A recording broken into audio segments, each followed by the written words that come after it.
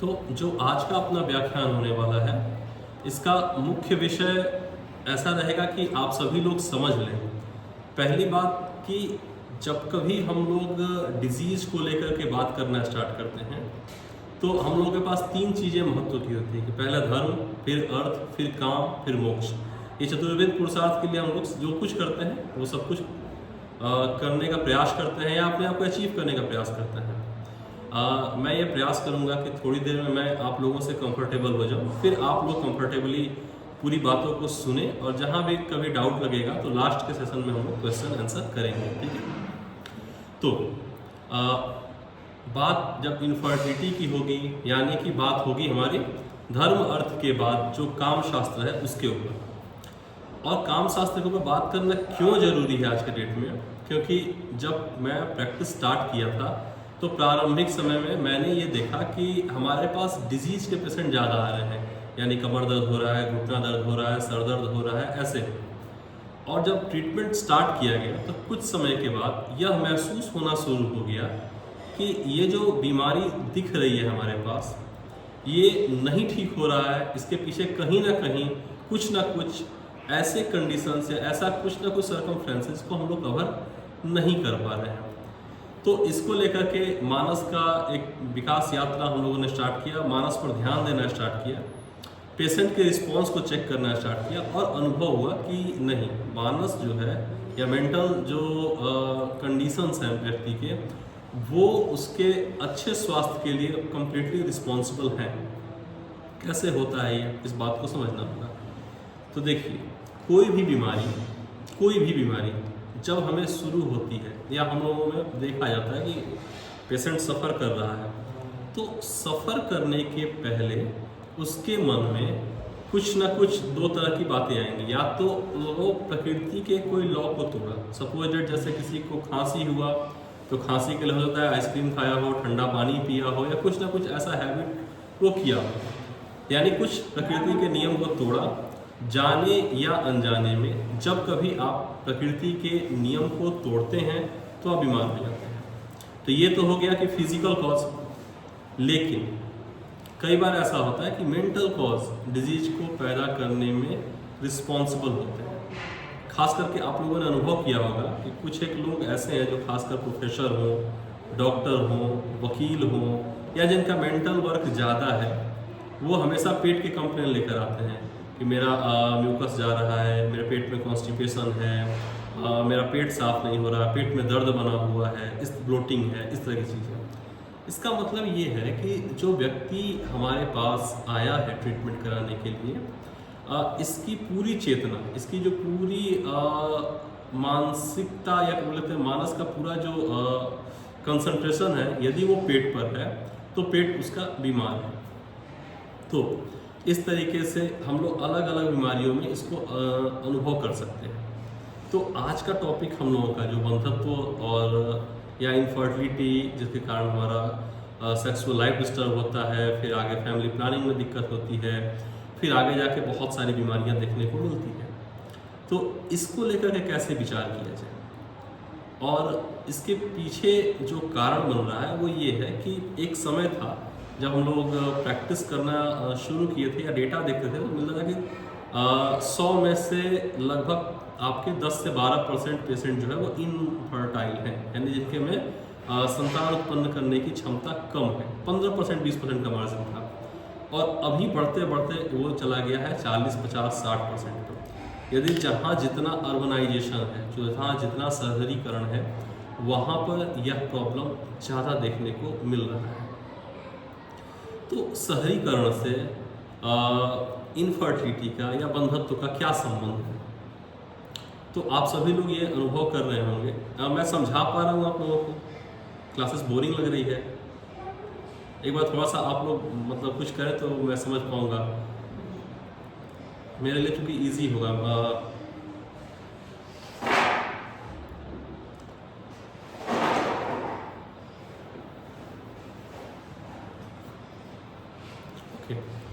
तो देखिए, सबसे पहले जब कभी कहीं भी प्रेगनेंसी की बात होती है तो एक कपल यह विचार करते हैं कि हमें फैमिली प्लानिंग करनी है। ये एक थॉट ब्रेन में आता है। इस थॉट को लेकर के फिर दोनों लोग साथ में रहते हैं, उन लोगों के बीच में एक सेक्सुअल कॉन्टैक्ट बनता है, इसके बाद से गर्भधारण होता है। एक सामान्य प्रक्रिया है। लेकिन आयुर्वेद कहता है कि सौमनस्य पुत्र जन्मनाम, यानी यदि हैप्पी कपल एक्टिवली पार्टिसिपेट करते हैं और सेक्सुअल लाइफ को एंजॉय करते हैं और तब गर्भधारण होता है तो उसमें प्रोबेबिलिटी मैक्सिमम होती है। तो अब इस विषय को थोड़ा सा डिटेल में समझना होगा कि सौमनस्य मतलब क्या और कैसे। तो पहले एक दौर था जहाँ पे जो बच्चे हुआ करते थे या बच्चियाँ हुआ करती थी, लोगों की शादी बहुत अर्ली एज में होती थी। जब अर्ली एज में शादी हो रहा है तो वहाँ पर इतने सारे स्ट्रेस, बहुत सारी चीज़ें नहीं थी। बट अब आज के डेट में हम लोग ये अनुभव कर रहे हैं कि जो पेशेंट हम लोग के पास आ रहे हैं, एक जीवन का लंबा अनुभव लेकर अपने जॉब, अपना कैरियर सब कुछ सेटल करने के बाद, तो हम लोग बात कर रहे थे कि जब एक कपल जब शादी हो रही है तो शादी के बाद या शादी के पहले फीमेल है तो एक खास तरह के लाइफस्टाइल को जिया है, कॉलेज किए हैं, घर से बाहर रही हैं और बहुत सारी चीज़ों को एक्सप्लोर किया है। वाइस वर्सा जो मेल है उसने भी बहुत सारी चीज़ों को एक्सप्लोर किया है। अब दोनों का म्यूचुअल कंसर्न हो रहा है और फिर उनकी शादी हुई और शादी के बाद प्रेगनेंसी का प्लान करना है।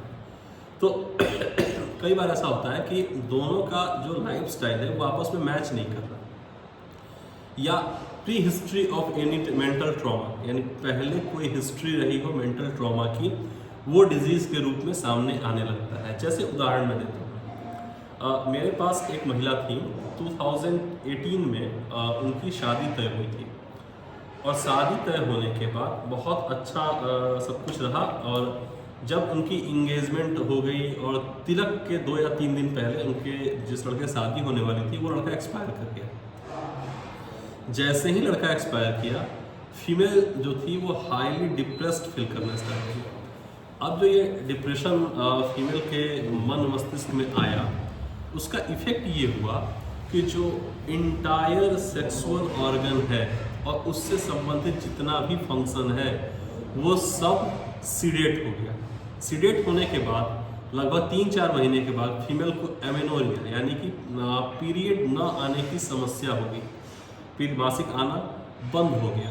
अब जब ये मासिक आना बंद हुआ तो उसने गायनिकोलॉजिस्ट से कंसल्ट किया। ये 2018 से लेके 2022 तक कंटिन्यूअसली वो अलग अलग तरह के गायनिक डॉक्टर के कंसल्ट में रही। पर दुर्भाग्य ऐसा रहा कि वो इन सारे कोशिशों के बाद पीरियड नहीं आई, एमेनोरिया का कंडीशन बना रहा और सारे हार्मोन्स ट्रीटमेंट, सारे गायनिक प्रोफाइल सब कुछ कराने के बाद में सब में नॉर्मल कंडीशन देखने को मिला। और नॉर्मल कंडीशंस जो लगातार बना रहा और कॉज नहीं मिलना, जिसको आज के डेट में बोलते हैं कि इडियोपैथिक कारण है, यानी कारण नहीं पता है पर बीमारी है। तो ये स्थिति जब बनी रही तब केस आयुर्वेद के पास आया। हम लोगों ने जब उसको ट्रीट करना स्टार्ट किया तो कारण हम लोगों को ये लगे कि यदि कोई पैथोलॉजी बॉडी में नहीं दिख रही है और बीमारी है, डेट मीन्स कि उस पैथोलॉजी तक हमारी पहुंच नहीं हो पा रही है। इस बात को ध्यान में रख करके हमने क्या किया कि उनके पास्ट हिस्ट्री के बारे में, पास्ट लाइफ के बारे में जानना स्टार्ट किया। और जानने के बाद यदि ये कारण मिल करके आया कि एक पहले मेंटल ट्रॉमा स्ट्रांगली रहा, तब मैंने उनसे प्रश्न किया कि जब आपका ऐसा कुछ रहा तो आपके मन में क्या इच्छा आई। तो उन्होंने बताया कि सर मेरे को शादी नहीं करना है, बेकार है शादी करना, जीवन में कुछ नहीं है इस तरह का। यानी फीमेल स्टिल जो अभी के समय में वो इमोशनल ट्रॉमा में है। और इसका इफेक्ट ये हुआ कि entire sex organ, breast, uterus, vagina, जो कुछ एरिया है उसमें कॉम्प्लिकेशंस दिख रहे हैं, सब्जेक्टिवली दिख रहे हैं। तो ट्रीटमेंट स्टार्ट हम लोग किए केवल मानस के एक विषय को ध्यान में रख करके, और वहाँ पे ठीक हो गया। वो बीमारी केवल एक मानस के थॉट को ध्यान में रख करके किया गया, बीमारी की चिकित्सा, उसके पीरियड को रेगुलेट कर दिया। ठीक ऐसा ही कई केसेस आपके पास आएंगे जब आप लोग प्रैक्टिस करोगे या आप लोग समाज में ध्यान देना शुरू करोगे। तो कि शादी हुई तो शादी के बाद हेडेक स्टार्ट हो गया फीमेल को, शादी या फिर प्रेगनेंसी के लिए जैसे प्लानिंग होती है और शुरू में 1 या 2 साल या 3 साल तक प्रेगनेंसी प्लान नहीं हुआ है, तो पूरा समाज जो है वो उस महिला या उस कपल पर प्रेशर बनाने लगता है कि गुड न्यूज़ कब दे रहे हो, गुड न्यूज़ कब दे रहे हो करके। अब वैसी स्थिति में क्या होता है कि जो हमारा पार्टनर है या जो कपल होते हैं वो जब भी साथ आते हैं, साथ रहते हैं, तो उनके ऊपर एक बहुत स्ट्रॉन्ग प्रेशर रहता है कि हमें प्रेगनेंसी चाहिए। और बॉडी का एक बहुत बेसिक रिस्पॉन्स है कि जब आप बहुत स्ट्रेस में रहोगे तो बॉडी के अंदर कार्टिको नाम का स्टेरॉइड या जो हार्मोन्स हैं वो रेगुलेट होने लगते हैं और बॉडी जो है वो एक तरीके से स्टिफ होने लगता है। और वैसी स्थिति में जो पेशेंट है उसका जो बॉडी का रिस्पॉन्स है वो चेंज होता है। एजुकुलेशन के बाद जो सीमेन है, जो स्पर्म है, वो फीमेल के बॉडी में कम्प्लीटली इंटर नहीं कर पाता और वो सब कुछ एक्सपेल आउट हो जाता है बाहर और प्रेगनेंसी नहीं हो पाती है। तो इस तरह की स्थिति में कारण क्या है कि डॉक्टर ने बताया कि फॉलिकुलर स्टडी करके कि आपको इस तारीख से इस तारीख के बीच में साथ रहना जरूरी है।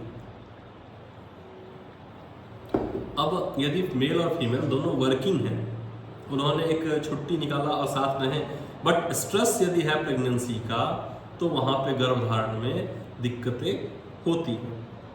तो ये एक रफली कारण है और इसीलिए मैं ये बात आप लोगों को क्यों बता रहा हूँ, क्योंकि आप सभी कहीं ना कहीं वोकल हैं। आप समाज में किसी न किसी तरीके से 50 परिवार को, 100 परिवार को डायरेक्टली या इनडायरेक्टली प्रभावित कर रही हैं और समझा सकती हैं कि जब भी प्रेगनेंसी प्लान करना हो तो भी रिलैक्स रहें, साथ में रहें, इस तरीके से आप कर सकते हैं। अब आगे बात करते हैं। अगला कारण बनता है कि loss of libido in female. ये बहुत मेजर कॉज है आज के डेट में शादी के बाद मैरिज लाइफ को उनको ख़राब करने में या इनफर्टिलिटी के कॉजेस में। कि फीमेल है तो उसको सेक्सुअल इच्छा नहीं हो रही है। क्यों नहीं हो रहा है, इसके पीछे एक बड़ी पैथोलॉजी है, एक लंबी सी कहानी है, पर मैं बहुत ब्रीफ करके और बहुत लेमन लैंग्वेज में आप लोगों को समझाने का प्रयास कर रहा हूँ कि होता ये है कि फीमेल जो है वो एक खास तरह के इन्वायरमेंट में रह करके शादी के बाद हस्बैंड के साथ जुड़ रही है। तो जब शादी के बाद वो हस्बैंड से जुड़ाव हो रहा है तो यहाँ पर हो सकता है कि उसके अनुकूल एटमॉस्फेयर ना हो, खान पान ना हो, हस्बैंड का बिहेवियर ना हो,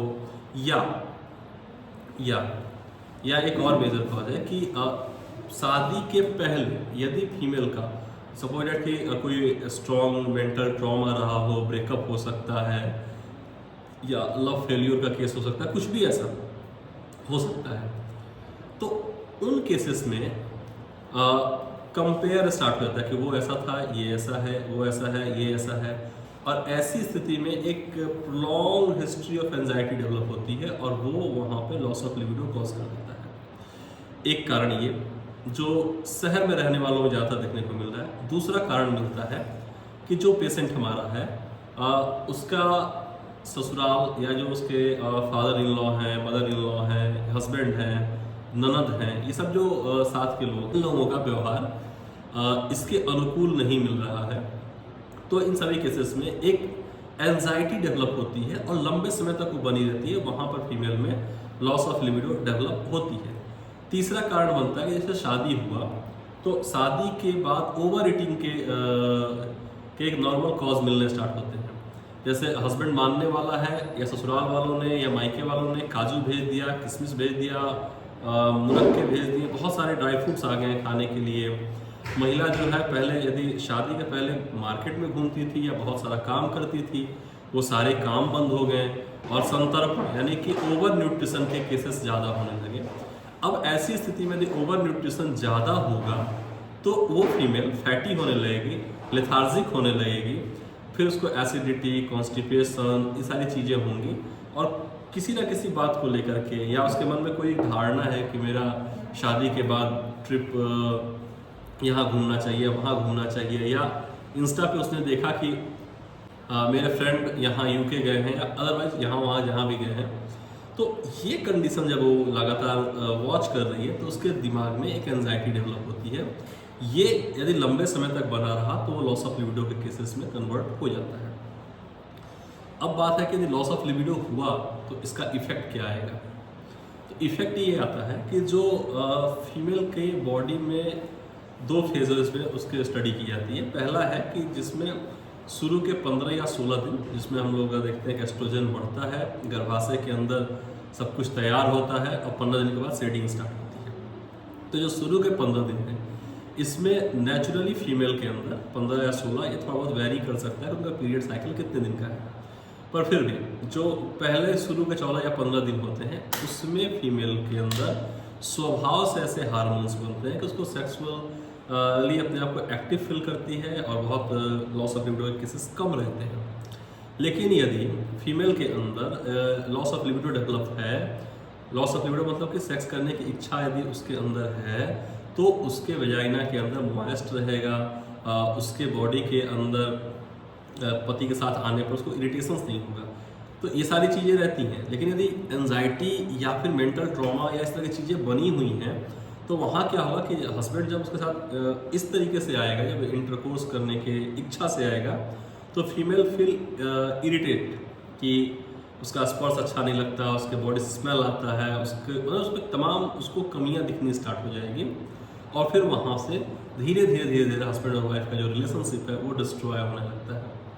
और ये आगे जा कर के एक मतलब एक कई बार डाइवोर्स तक चला जाता है मामला, और कई बार ये डाइवोर्स तक नहीं गया तो भी साइलेंट डाइवोर्स घर में हो जाता है। साइलेंट डाइवोर्स मतलब कि हस्बैंड अपने काम से काम मतलब रखा है, फीमेल जो है वो अपने काम से मतलब रखी है, दोनों के बीच में जो एक म्यूचुअल अंडरस्टैंडिंग होनी चाहिए वो नहीं हो पा रहा है, बट वो दोनों साथ में एक ही घर में रह रहे हैं।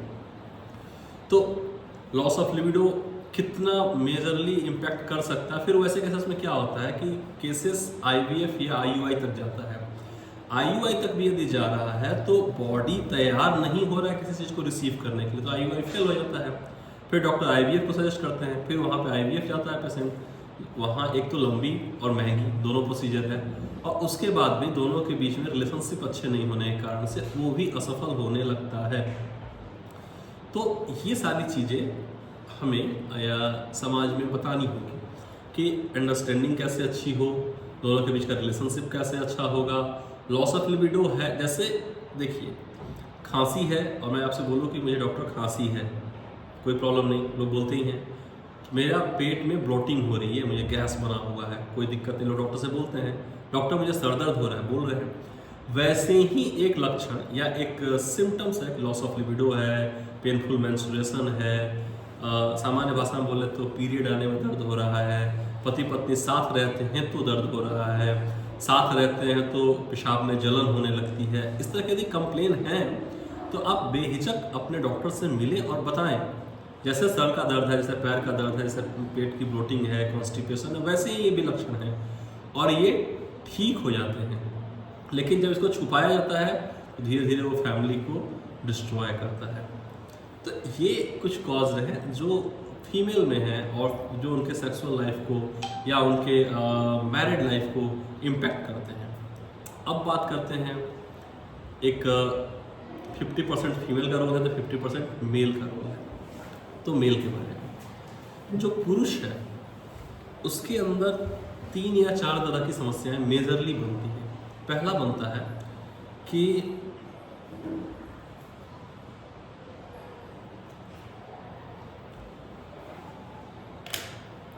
मेल के अंदर स्पर्म काउंट की कमी है, जिसको हम लोग बोलते हैं एजोस्पर्मिया है, यानी शुक्राणु की संख्या कम है, एक कारण। दूसरा कारण कि शुक्राणु तो ठीक है बट उसका जो मोमेंट है, जो गति होना चाहिए, जो मोटालिटी है वो कम है, दूसरा कारण। तीसरा कारण है कि उसके स्पर्म में पस सेल की मात्रा बढ़ी हुई है, इन्फेक्शंस की कंडीशन से। ये तीनों ही चीज़ें जो है वो स्पर्म से रिलेटेड है, शुक्राणु से संबंधित समस्याएं हैं।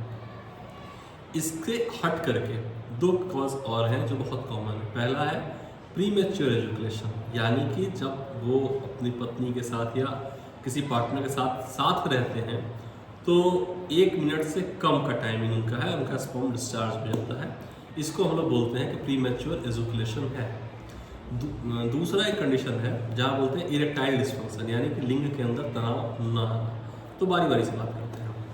पहला है प्रीमेच्योर एजुकेशन, यानी कि जो स्पर्म है वो जल्दी डिस्चार्ज हो जा रहा है। क्या कारण हो सकते हैं? तो सबसे पहला कारण बनता है कि जो लड़का है, यदि उसके पार्टनर नहीं रहे या उसने कभी सेक्स लाइफ को बहुत ज़्यादा इंजॉय नहीं किया है और एकदम नया नया शादी हुआ है, तो उस स्थिति में जब वो अपने पार्टनर के पास रहता है तो हाइपर एक्टिवेट हो जाता है, हाइपर एक्टिविटी उसकी होती है, हाइपर सेंसिटिविटी आती है, और वैसे केसेस में उसको प्रीमेच्योर एजुकेशन होते हैं। बट ये बीमारी नहीं है, 2 से 4 सप्ताह में वो नॉर्मल हो जाता है, पहला। दूसरा कंडीशन है कि जो पार्टनर है, जो लड़का है, उसका जो ग्लांस पेनिस है, यानी टिप ऑफ द पेनिस, लिंग का अगला हिस्सा, ये हाइपर सेंसिटिव हो जाता है। तो वैसी स्थिति में जब वो अपने पार्टनर के साथ इंसर्ट करता है तो वहाँ पर जो हीट और मॉइस्ट है उसके कारण उसका एजुकेशन फास्ट हो जाता है। तो ये 2 कारण हुए, यानी हाइपर सेंसिटिविटी, पहला है ट्रेनिंग की कमी, दूसरा है हाइपर सेंसिटिविटी, और तीसरा कारण जो बनता है वो है कि यदि प्रोलॉन्ग हिस्ट्री ऑफ मास्टरबेशन, हस्तमैथुन की लंबी इतिहास उसके साथ जुड़ा हुआ है, और उसके कारण क्या होता है कि जो पेनिस है वो मसल से बना हुआ है, उसके अंदर बहुत सारे पतले पतले नस हैं जिसके अंदर ब्लड का फ्लो बढ़ता है, जिससे पेनिस इरेक्ट होता है। अब किसी कारण से वो व्यक्ति मास्टरबेट कर रहा है तो एक ब्लड फ्लो, एक प्रेशर बना हुआ है, और उस प्रेशर को वो बार बार सेलिब्रेट कर रहा है, वहाँ इस कंडीशन में प्रीमेच्योर एजुकेशन डेवलप होती है। अब एक बात समझना है कि यदि मैं आपको यहाँ टच कर रहा हूँ सपोज दैट, तो ये टच करने पर ये जो सेंसेशन है आप तक या आपके ब्रेन तक पहुँचने की जो प्रक्रिया है, इसमें क्या होता है कि यहाँ पे हमने स्पर्श किया तो यहाँ से एक नर्व ने इन्फॉर्मेशन लेके गए, स्पाइनल कॉर्ड तक ले जाएंगे, स्पाइनल कॉर्ड से वो ब्रेन तक जाएगा, फिर ब्रेन कुछ रिस्पॉन्स करेगा। लेकिन कई बार ऐसा होता है कि मैंने आपको सुई चुभा पे तुरंत उंगली खींच ली, तो सुई चुभा पे तुरंत उंगली खींच लिया, इसका मतलब ये नहीं कि ये ब्रेन ने रिस्पॉन्स किया, बहुत सारे रिस्पॉन्स हमारे स्पाइनल कॉर्ड कर देते हैं। तो जहाँ पर पेशेंट को ये प्रॉब्लम है कि बार बार मास्टरबेशन का हिस्ट्री है, तो वहाँ पर उसके रिफ्लेक्स स्पाइनल कॉर्ड से हो जाते हैं। तो वैसे कंडीशंस में लड़का मतलब जो पेशेंट है वो बोलते हैं कि मुझे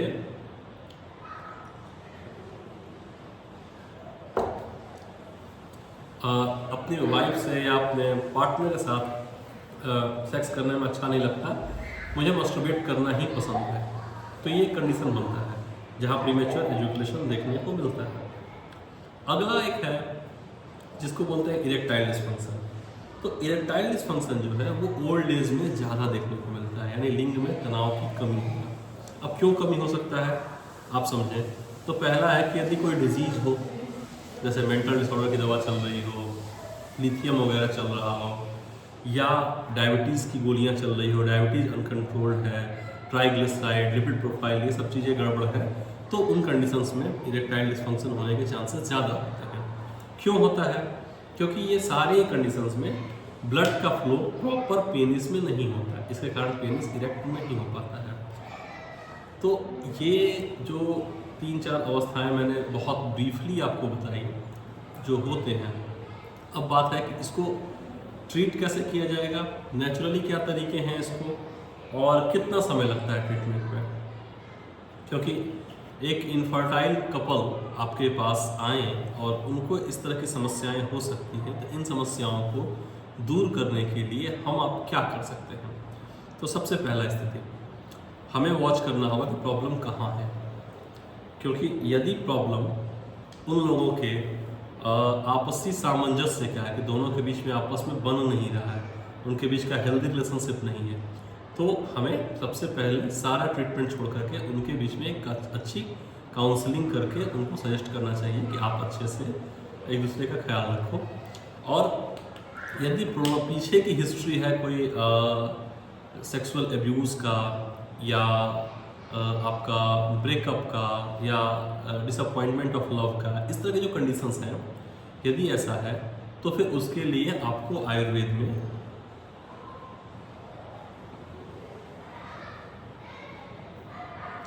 तो ऐसे केसेस में क्या है कि हमें पेशेंट को ये सजेस्ट जरूर करना होता है कि आप आपस में बैठ कर के बात करें, काउंसलिंग करा लें। काउंसलिंग कराने के बाद से एक सामंजस्य हेल्दी इन्वायरमेंट क्रिएट करें और उसको ट्रीट करने का प्रयास करें। तो उससे चीज़ें कम हो जाती हैं। हाँ, लेकिन यदि ऐसा रहा कि कभी कोई स्ट्रॉन्ग शौक रहा, जैसे एक मेरे पास कपल थे, उनमें क्या था, जो फीमेल थी उसका जो शादी के पहले अफेयर रहा उसमें बहुत सेक्सुअल एब्यूज़ था। इसके कारण उसके मन में ये ख्याल था कि उसको इसको सेक्सुअल एक्टिविटीज़ को लेकर बहुत बैड एक्सपीरियंस थे। डेट्स वाई वो काफ़ी इरिटेट हो जाती थी। तो यदि ऐसी स्थिति है तो वहाँ पे मेडिसिन्स काम में आती हैं, वहाँ आप शिरोधारा करा सकते हो, या वहाँ पे अलग अलग तरह के ट्रीटमेंट्स हैं जिसका आप प्रयोग कर सकते हो। यदि आप मांस आदि काढ़ा का प्रयोग कराते हो तो उसमें बहुत आपको लाभ मिलेंगे। बाकी बहुत सारी दवाइयाँ हैं जो डिटेल से आप केसेस कर कर के सीख जाओगे, ठीक है। या आगे यदि हम लोग सेशन करेंगे तो वहाँ पे हम लोग दवाइयों के बारे में डिटेल चर्चा करेंगे। अगला है कि यदि प्री मैच्योर एजुकेशन की प्रॉब्लम है तो वैसे केसेस में मसाज बेस्ट रोल प्ले करता है। मसाज किसका करने को बोलें तो सबसे अच्छा है कि आप नारियल तेल का मसाज करने के लिए बोलें मेल पार्टनर को कि आप नारियल तेल का मसाज करें, उससे उनको फ़ायदा होगा। यदि ठंडे का मौसम है तो फिर वहाँ पर उन लोगों को जायफल डाल करके नारियल तेल का मसाज करना चाहिए। तो ये एक अच्छा तरीका है जो भी होम रेमेडीज़ के थ्रू आप लोग ट्रीट कर पाओगे। और इसके साथ साथ उनकी सेंसिटिविटी चूँकि बढ़ी रहती है, इसलिए उन लोगों को आपको सजेस्ट करना होगा कि आपको कीगल एक्सरसाइज या अश्व संचालनी मुद्रा योग शास्त्र में बताई गई है, अश्व संचालनी मुद्रा और अश्विनो मुद्रा, ये 3 एक्सरसाइज उनको आप सजेस्ट करें। अश्विनो मुद्रा करने के लिए, अश्व संचालनी मुद्रा करने के लिए या कीगल एक्सरसाइज करने के लिए, इससे उसमें इम्प्रूवमेंट देखने को मिलेगा किसी। और धीरे धीरे करके उसके बॉडी ऑर्गन्स जो है, जो पेनाइल एरिया है, पेनाइल के मसल्स हैं जो डैमेज हो चुके हैं, उसकी रिकवरी अच्छी हो जाती है। और सबसे कठिन इरेक्टाइल डिस्फंक्शन। तो इरेक्टाइल डिस्फंक्शन जो है प्रारंभिक स्थिति में, इसमें आपको घृत का मसाज करने को सजेस्ट किया जाता है कि, और एक ब्लड टेस्ट आप करा करके देख लें, triglyceride, lipid profile, blood sugar वगैरह सब कंट्रोल है क्या। यदि कंट्रोल है तो बेस्ट, यदि नहीं कंट्रोल है तो पहले उनको कंट्रोल करके फिर ट्रीटमेंट स्टार्ट करनी चाहिए। तो ट्रीटमेंट, सिंपल ट्रीटमेंट या होम रेमेडीज़ में हम क्या दे सकते हैं। तो सबसे पहले फीमेल के लिए नोट करना आप चाहे तो कर सकते हैं, इंद्रजौ, पटोल, पटोल यानी जो परवल होता है वो, इंद्रजौ एक पंसारी की दुकान पर मिलने वाली दवाइयाँ हैं, पटोल है, कुटकी, ये 3 द्रव्य, कुटकी, पटोल और इंद्रजौ, इसका आप कॉम्बिनेशन बना के पाउडर, कैप्सूल्स या काढ़े के रूप में यदि आप फीमेल को देते हैं तो ये आपके 10 में से 7 केसेस को रिकवर कर देगा, बिल्कुल निरापद है। इससे क्या होता है कि जो फीमेल के अंदर एक बैरियर बन जाता है, जो कि शादी के बाद से मोस्ट प्रोबेबली ज़्यादातर केसेस हम लोग देख रहे हैं कि ओवर न्यूट्रिशन के केसेस आ रहे हैं। पौष्टिक होना और मेरे लिए पौष्टिक होना, दोनों 2 चीज़ें हैं। काजू अच्छी चीज़ है, बट काजू मुझे फ़ायदा करेगी कि नहीं, ये अलग बात है, तो इसका ध्यान रखना है। तो ये जो मैंने कॉम्बिनेशन बताया आपको, इंद्रजौ, पटोल और कुटकी, इसका आप प्रयोग यदि पेशेंट को कराते हैं तो लगभग 4 से 6 सप्ताह में उनके लॉस ऑफ लिबिडो के केसेस कम हो जाते हैं और उनको बेनिफिट्स आने स्टार्ट हो जाते हैं। और साथ ही साथ उनके बॉडी में लेथार्जिक है, बॉडी बहुत हाथ पैर में जलन आ रहा है, भूख प्रॉपर नहीं लग रहा है, नींद बहुत आ रही है, ये सारे भी कॉम्प्लिकेशंस कम हो जाते हैं। हाँ, यदि आपको 3 से 6 हफ्ते के बाद आवश्यकता लगे तो आप वहाँ पर शतावरी का प्रयोग करें। बस ये 2 द्रव्य से आप इसको ट्रीट कर पाएंगे। और यदि ज़्यादा दिक्कत रहती है तो फिर अन्य मेडिसिन की भी आवश्यकता पड़ सकती है। ये फीमेल के बारे में रहा। मेल के बारे में ये रहता है कि यदि प्री मैच्योर एजुकेशन है तो हमें ऐसी मेडिसिन देनी होती है जो पेशेंट के अंदर एक्साइटमेंट को न बढ़ाए। क्योंकि होता क्या है कई बार कि लोग YouTube देख करके कॉम्बिनेशंस लेना स्टार्ट करते हैं, जैसे अश्वगंधा ले लीजिए, शतावरी, मुसली, कौंच वगैरह। तो ये जो दवाइयाँ हैं ये क्या करती है कि स्पर्मेटोजेनेसिस को बढ़ा देती हैं, शुक्र की संख्या को बढ़ाने लगती हैं। तो पेशेंट क्या बोलता है कि सर दवा स्टार्ट हुआ तो और टाइमिंग कम होगी। तो यहाँ पे हमें ध्यान रखना है कि पेशेंट का स्पर्मेटोजेनेसिस अच्छा है, शुक्र अच्छा बन रहा है, रिटेन नहीं हो पा रहा है। तो रिटेन करने के लिए हम लोगों को पेशेंट को मेडिसिन देनी है, तो उसमें जायफल घिस करके देना बेस्ट होता है। अब जायफल को थोड़ा सा सिल पर घिस करके बोलें यूज़ करना स्टार्ट करे पेशेंट, उसको फ़ायदा होगा। लहसुन का प्रयोग करा सकते हैं। प्लेन नारियल तेल का मसाज करने के लिए दे सकते हैं। मेडिकेटेड में यदि आप देना चाह रहे हैं तो वहाँ पर आप श्री गोपाल तेल का प्रयोग वहाँ पे करा सकती हैं। इस तरह की दवाइयों से उसके प्रीमेच्योर एजुकेशन में समय लगता है, पर धीरे धीरे धीरे धीरे 3 से 6 हफ्ते में ठीक होता है। अगला है, जहाँ इरेक्टाइल डिस्फंक्शन की बात कर रहे थे, तो इरेक्टाइल डिस्फंक्शन जो है इसमें गोपाल तेल के साथ मल तेल मिलाकर आप कॉम्बिनेशन ट्राई कराएं पेशेंट को, और इस केसेस में आपको कई बार पेनाइल पर लेप लगाने की आवश्यकता पड़ती है, जो डैमेज हो चुके हैं अंदर उसको वापस रिजुविनेट करने के लिए। और कॉन्च उसके लिए एक बेहतर मेडिसिन के विकल्प के रूप में आता है। उसमें कुछ दवाइयाँ ऐसी हैं जिसमें भांग डाले जाते हैं, जिसको भगवान शिव पर चढ़ाया जाता है ना भांग, उससे बने हुए कुछ मेडिसिन आते हैं, जैसे कामेश्वर मोदक है, तो इसका प्रयोग आप करा सकते हैं। इरेक्टाइल डिस्फंक्शन में अच्छा रिजल्ट आता है। अगला है कि स्पर्म काउंट कम है तो क्या करें। तो स्पर्म काउंट कम है, ऐसे केसेस में स्पर्म काउंट को बढ़ाने के लिए 3 दवाइयाँ अपने पास बेस्ट है। पहला, वेज में यदि आप देना चाह रहे हो तो कौंच, विदारा, शतावरी, अश्वगंधा, ये कॉम्बिनेशन, कौंच, विदारा, शतावरी, अश्वगंधा, इसका प्रयोग करने को आप पेशेंट को बोलें। पेशेंट नॉनवेज खाने वाला है तो उसको सजेस्ट करें कि छोटी मछली जो होती है वो सारी की सारी स्पर्म काउंट को बढ़ाने वाली होती है। देसी जो चिकन का अंडा होता है, जो देसी मुर्गी का अंडा होता है, वो भी शुक्र को बढ़ाने में फ़ायदा करता है, तो ये आप खाने पीने में दे सकते हैं। इसके साथ साथ आप पेशेंट को जब भी इस विषय पर बात करना स्टार्ट करें, ट्रीटमेंट देना स्टार्ट करें, तो उसके मेंटल स्टेटस को ज़रूर चेक कर लें, क्योंकि सेक्सुअल लाइफ को लेकर के मेल अपने ईगो में बहुत सारी बातें झूठ बनाते हैं, और उसके कारण से कई बार ट्रीटमेंट या डायग्नोसिस गलत बन जाता है और पेशेंट को फ़ायदा नहीं होता है। तो इन सब छोटी छोटी चीज़ों को आप लोग ध्यान देंगे तो आप लोग उसको ट्रीट कर पाएंगे। शेष यदि आप लोग का कुछ क्वेश्चन है, कुछ पूछना चाहते हैं, तो आप लोग पूछ सकते हैं।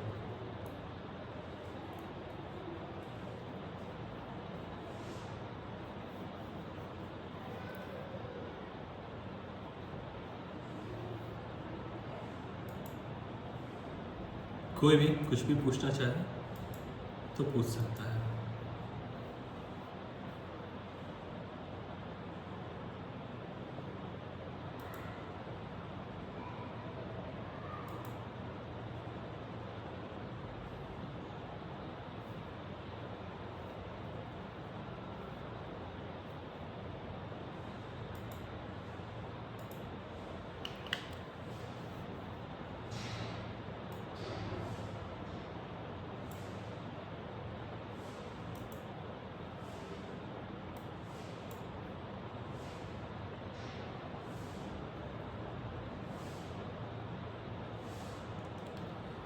मिलेट डाइट के बारे में एक सवाल पूछा है कि मिलेट डाइट ऐड करा सकते हैं क्या। देखिए, 2 बातें ध्यान रखनी है। पहला ध्यान ये रखना है कि कोई भी डाइट हम तभी दे सकते हैं जब हमारे पेशेंट का अग्नि या भोजन को डाइजेस्ट करने की क्षमता बॉडी रख दे। जैसे कोई व्यक्ति 3 चीज़ें ध्यान दें, देश, काल और व्यक्ति का साथ में। यानी यदि कोई व्यक्ति यूपी में है तो उसको हम यदि महाराष्ट्र का भोजन देंगे तो उसके लिए साथ में नहीं होगा, वो उसको नहीं पचता है।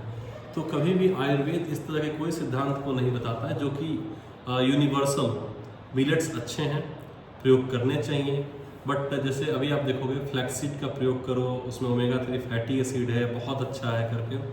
पर जिनको पेन की कंप्लेन ज़्यादा है उनको फ्लैक्सीड अवॉइड करने को आयुर्वेद बोलता है, उन्हें नहीं देना है, वरना उनका पेन बढ़ेगा।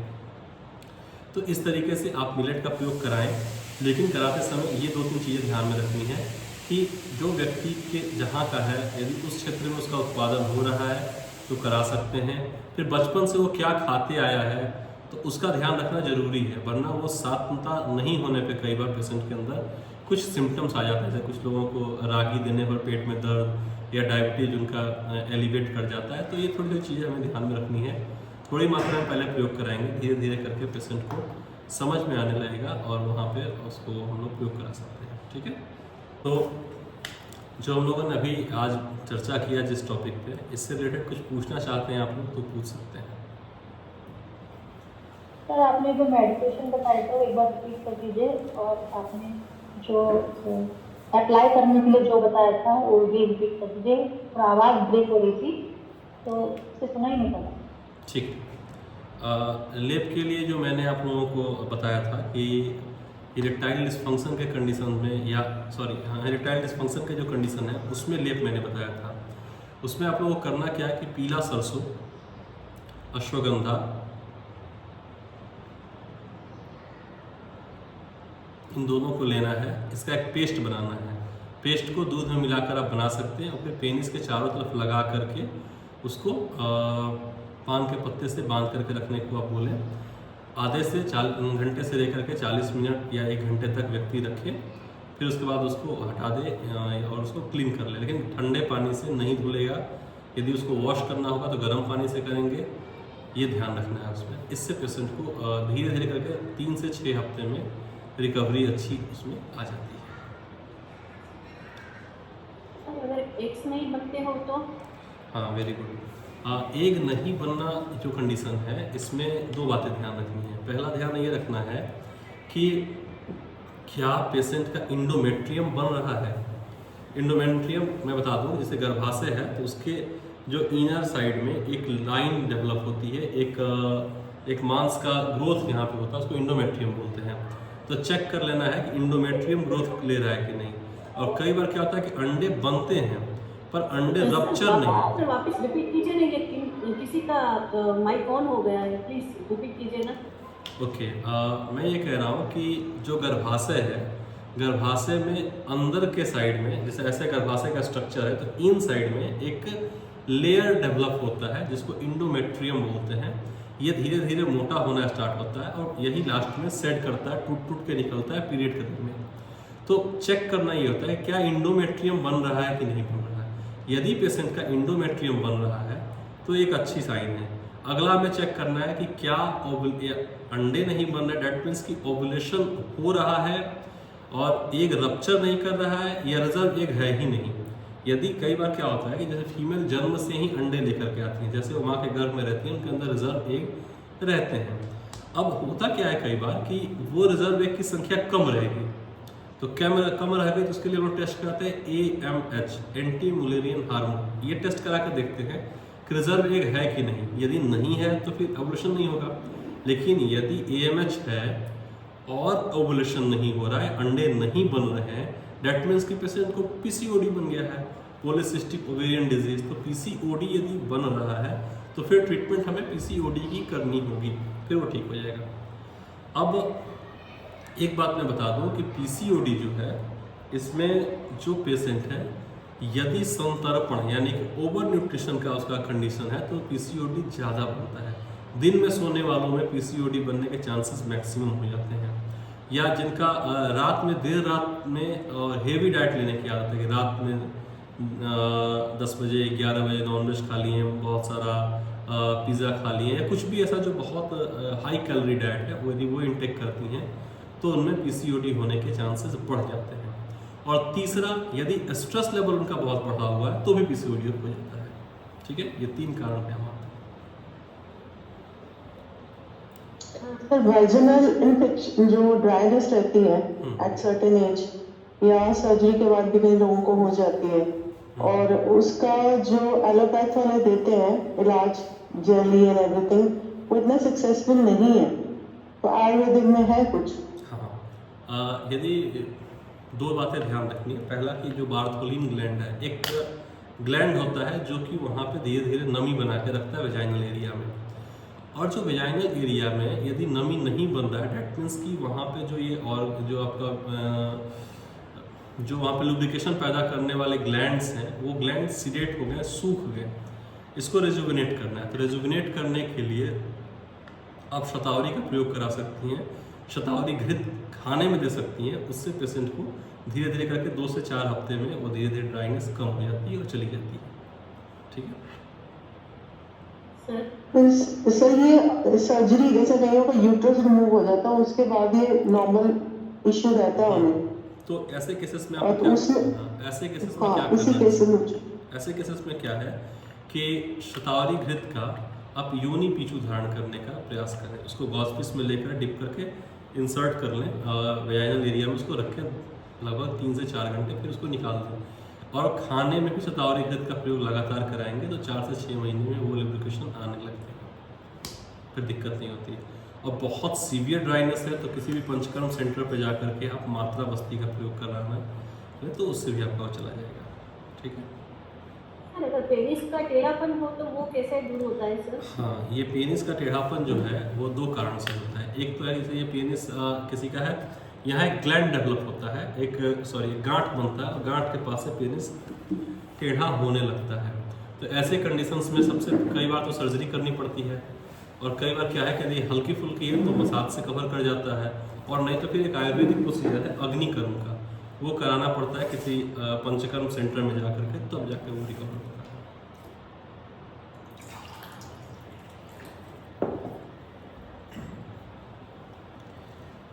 सर आपने बीच में मेडिटेशन बताई थी, खोज बीज और 3-4 मेडिसिन बताई थी, वो ये सब रिपीट कर दीजिए। कौंच बीज है, शतावरी है,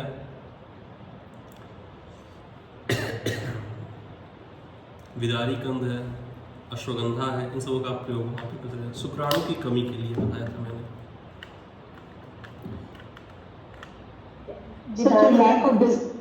हाँ, एक चीज़ ध्यान रखना है कि जिन पेशेंट को इरेक्टाइल डिसफंक्शन है उनको रात में दूध नहीं देना है। उनके हैबिट में यदि दूध है तो उसको बंद करा देना चाहिए। मेडिसिन तो दूध के साथ पी जाते हैं तो नहीं, यदि पेशेंट को इरेक्टाइल डिसफंक्शन है, लिंग में तनाव नहीं आ रहा है, तो रात में दूध बंद कर देना चाहिए, नहीं तो उनके प्रॉब्लम बढ़ते हैं। देखो, सीधा सीधा सिद्धांत ये है, एक बीमारी है जो कम खाने से है, कुपोषण से होता है, जिसमें देखते हैं विटामिन्स की कमी है, न्यूट्रिशंस की कमी है, प्रोटीन्स की कमी है, ऐसे। दूसरा एक पेशेंट है जिसके पास न्यूट्रिशन भरपूर है, वो खा तो सब कुछ रहा है, बट उसके बॉडी में डिफिशियंसी कॉज हो रही है, तो उसको बोलते हैं संतर्पणोत्थ व्याधि, यानी न्यूट्रिशन ज़्यादा है, बॉडी ले ही नहीं रहा है। तो वहाँ पे हमें अग्नि की चिकित्सा करनी होती है, और फिर पेट को पहले ठीक करना होगा, फिर बॉडी में ट्रीटमेंट करना स्टार्ट करते हैं, तो उसकी ट्रीटमेंट बिल्कुल अलग हो जाती है। और आज के डेट में जो हम लोग केसेस देख रहे हैं, मैक्सिमम पेशेंट ऐसे हैं जिनको ओवर न्यूट्रिशन की समस्या है। वो दूध भी पी रहे हैं, वो फल भी खा रहे हैं, मिल्क शेक भी ले रहे हैं, काजू किशमिश वगैरह सब कुछ खा रहे हैं, और फिर भी वीकनेस बनी हुई है। ऐसा नहीं है कि कोई 3-3 दिन तक खाना नहीं मिल रहा है और कमज़ोरी हो गई, नहीं, प्रॉपर डाइट है उनका, दिन में 2-3 बार खा रहे हैं, पर भूख नहीं लग रही, पर उनको कमज़ोरी हो रहा है, और ब्लड टेस्ट करा रहे हैं तो ब्लड कम आ रहा है, कोलेस्ट्रॉल कम आ रहा है, सब कुछ विटामिन कम आ रहा है। इसका मतलब ये है कि बॉडी जो खा रहे हैं उसको मेटाबोलाइज नहीं कर पा रहा है। तो बॉडी जिसको मेटाबोलाइज नहीं कर पा रहा है उसके लिए हमें ग्रहणी की यानी डाइजेशंस की ट्रीटमेंट करनी आवश्यक हो जाती है, वरना हम कुछ भी दें वो फ़ायदा नहीं करने वाला है। ठीक है। सर ये देखिए कि जेंट्स देखिए इरेक्शन का प्रॉब्लम वगैरह पे काम करते हैं, वो लेट नाइट आते हैं, एक एक करके और वो पूछें आप लोग। लेट नाइट खाते हैं, खाते सो जाते हैं, फिर सॉरी, एक बार आप पूछें। दिन भर। हाँ, फिर से पूछिए, क्या पूछ रही हैं? हाँ सर, आवाज़ ठीक आ रही? हाँ, ठीक है। सर ये जो जेंट्स लोग पूरे दिन ऑफिस में रहते हैं, ऑफिस में ठीक से नहीं खा पाते, और फिर एकदम रात को आए 8 बजे 9 बजे, और तुरंत में जितना उनसे आगे आए वो खा लिया, और फिर आते उनको टायर्डनेस फील रहती है, बस वो सोना चाहते हैं, वेरी गुड। बैठ के जब बोलते तो नहीं कर पाते हैं, तो उस कंडीशन में क्या कर सकते हैं? और एमएनसी में जो लेट नाइट शिफ्ट होती है लोगों की, उनके साथ भी यही है। हाँ। 2 बजे 3 बजे रात को आ रहे हैं, जो भी होता है खा लेते हैं, उनका शेड्यूल ऐसे ही रहता है। तो ऐसे केसेस में हमें 2 काम करने हैं। पहला कि ब्रेन का ट्रेनिंग कराना जरूरी होता है। ब्रेन के ट्रेनिंग की आवश्यकता इसलिए पड़ती है कि जो पेशेंट है हमारा, यदि स्ट्रेस को बहुत ज़्यादा अपने बॉडी पर आने दे रहा है तो उसकी एजिंग स्टार्ट हो जाएगी। फास्ट एजिंग के कारण उसको तमाम समस्याएं बनेंगी। तो एक तो ये ध्यान रखना है कि स्ट्रेस को मैनेज करे, कैसे करेगा। 2 बातें वहाँ पे है। पहला कि आप देखोगे समाज में कि नरेंद्र मोदी जैसे हैं सपोज, उनके पास पूरे भारत की जिम्मेदारी है ना, तो उनको स्ट्रेस में जितना रहना चाहिए, एक आम महिला घर में रहती है, एक बच्चा है और एक पति है, उसको ख्याल रखना है, 2 BHK का फ्लैट है, उसका स्ट्रेस लेवल मोदी जी के स्ट्रेस लेवल से ज़्यादा है। ऐसा क्यों हो रहा है? क्योंकि कहा गया है कि चिंता शोक भयात वायु, चिंता और शोक से वात प्रकोप होता है, और जो ये वात है उसका एक टाइप होता है प्राणवायु। तो प्राणवायु के बारे में बोला गया कि नियंता प्रणेता च मनुष्य, यानी मन को नियंत्रित करने का काम कौन करता है? तो प्राणवायु करता है। तो पेशेंट को डीप ब्रीदिंग का अभ्यास करने के लिए सजेस्ट करना चाहिए, डीप ब्रीदिंग करो। और कैसे करना है? अब इसके लिए आपको ऐसा नहीं कि पेशेंट या कोई व्यक्ति नॉर्मल स्वस्थ व्यक्ति है उसको बोले कि आप सुबह उठ जाइए और आधा घंटा प्राणायाम करिए, कई बार नहीं कर पाएगा, तो उसको बोलो कि आप हर आधे घंटे पर या 1 घंटे पर 10 लंबी लंबी सांसें आप ले लो, ठीक है।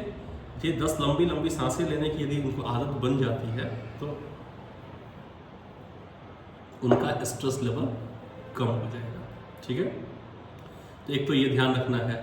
दूसरा कि यदि हस्बैंड रात में ही आ रहे हैं और रात में ही हमको यदि खाना देना है तो हमें 2 बातें ध्यान रखनी है। पहला कि बहुत ओवर न्यूट्रिशन वाली चीज़ें, जैसे कि यदि चिकन बना है, मटन बना है या खीर बना हुआ है, ऐसी चीज़ें हैं तो उसके मात्रा को कम देना है। आकन टपान नहीं कराना है कि इसे लच्छा पराठा है और कुछ है ऐसा तो पूरा पूरा खा लिया, ऐसा नहीं करने देना है। तो उसके लिए क्या है कि आप कुछ ऐसे सामान साथ में रखो जो लघु हो, पचने में अच्छा हो, जैसे कि आप थोड़ा पॉपकॉर्न रख सकते हो, धान का लावा रख सकते हो, सलाद रख सकते हो। इसके साथ आप इंटीग्रेट करोगे तो उनके बॉडी में वो अनाज जा करके प्रॉपर मेटाबोलाइज हो पाएगा। अदरवाइज आप जांच करा कर देख लो, यदि विटामिन B12 कम आ रहा है, विटामिन D कम आ रहा है या और विटामिन्स के पैरामीटर्स कम आ रहे हैं, विटामिन्स की बॉडी उनका पचा नहीं पा रहा है, तो एक तो ये कर लें। दूसरा काम क्या करना है कि जैसे सुबह में चाय पीने की सबकी आदत है, तो अपने हस्बैंड को एक बार आप या जो भी पेशेंट है उसको एक बार देखो, क्या वो बहुत गर्म है स्वभाव का, त्वचा पे गर्मी, चेहरे पे लाली, स्वभाव में गुस्सा, ऐसा कुछ है क्या? एसिडिटी की प्रॉब्लम है क्या? यदि है तो केवल एक द्रव्य आता है मुस्ता और धनिया। मुस्ता जिसको नागर मोथा बोलते हैं, वो आप कहीं भी मंगा सकते हो, ऑनलाइन भी अवेलेबल है, वो ले लें आधा चम्मच, और आधा चम्मच धनिया। इसको आप उबाल लो 4 कप पानी डाल करके, 2 कप बचे, 1 कप हस्बैंड को पिला लो, 1 कप खुद पी लो। यदि ये हैबिट्स में आप आएंगे तो बॉडी के अंदर कोई भी टॉक्सिन बचेगा नहीं, धीरे धीरे रिमूव होगा, सेलुलर क्लींजिंग होगी, स्ट्रेस लेवल अपने आप कम हो जाएगा और पेशेंट अच्छा फील करने लगेगा। फिर उसके ऊपर बॉडी पे इफेक्ट कम आने लगेंगे। एक तो ये कर लेना है।